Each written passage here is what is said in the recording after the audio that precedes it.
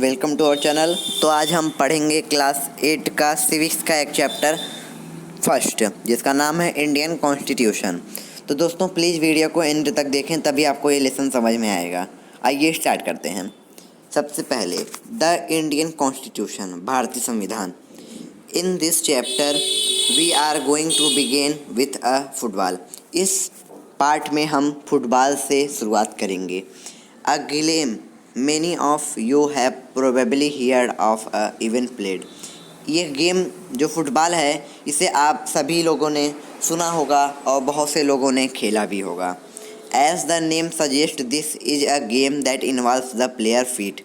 जैसा कि इसके नाम से ही पता चल रहा है, यह पैरों से संबंधित है।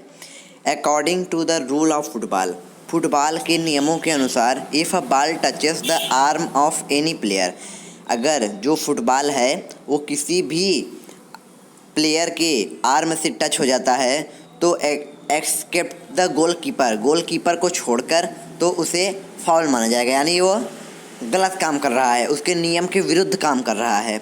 So a player start holding football in hand and passing out it. और वैसे ही अगर फुटबॉल के अंदर कोई भी आदमी अपने हाथों से बॉल को एक दूसरे को नहीं दे सकता, सिर्फ उसे पैरों का प्रयोग करना है।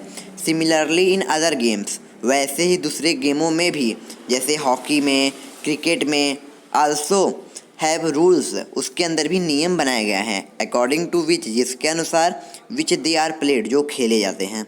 Each of these rules help define the game, ये सभी के सभी नियम जो हैं वो गेम को डिफाइन करने के लिए बहुत कारगर साबित होते हैं। एंड हेल्प अस, और हमें मदद करते हैं। Rules according to which they play and help us distinguish one game from another.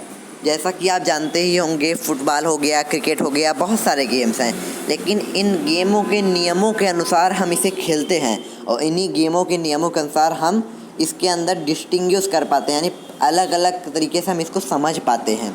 As these are fundamental to a game, जैसा कि ये एक मूलभूत इकाई है, गेम की एक मूलभूत इकाई है।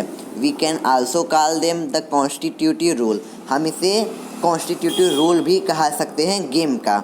लाइक दीज, जैसा कि गेम्स अ सोसाइटी, जैसे कि गेम के अंदर नियम होते हैं, वैसे ही हमारे सोसाइटी में भी कॉन्स्टिट्यूटिव रूल्स हैं।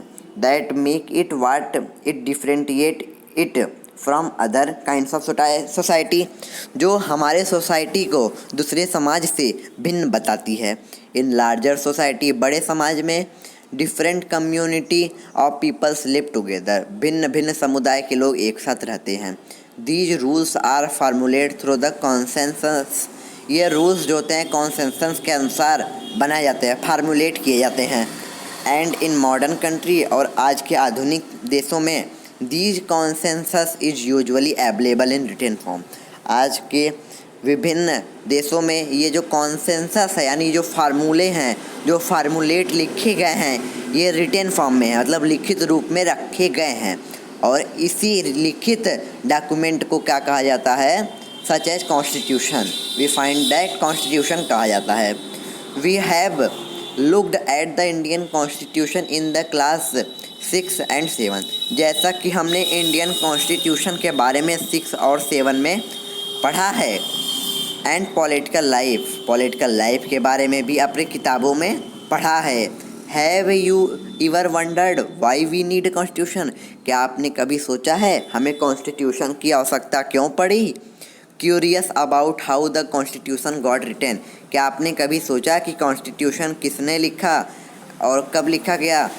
इन दिस चैप्टर, इस चैप्टर में, we will discuss both these issue, हम इन सभी कारणों को, समाधानों को करेंगे। And also look the key feature, और मुख्य फीचर्स को भी जानेंगे इंडियन कॉन्स्टिट्यूशन के।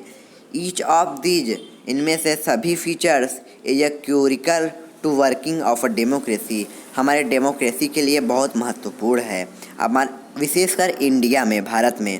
And some of these will be the focus to different chapter in the books, और कुछ जो डेमोक्रेसी के बारे में और विभिन्न तथ्य हैं, मतलब उसके बारे में जो बातें हैं, वो हम आगे चैप्टर में धीरे धीरे पढ़ेंगे।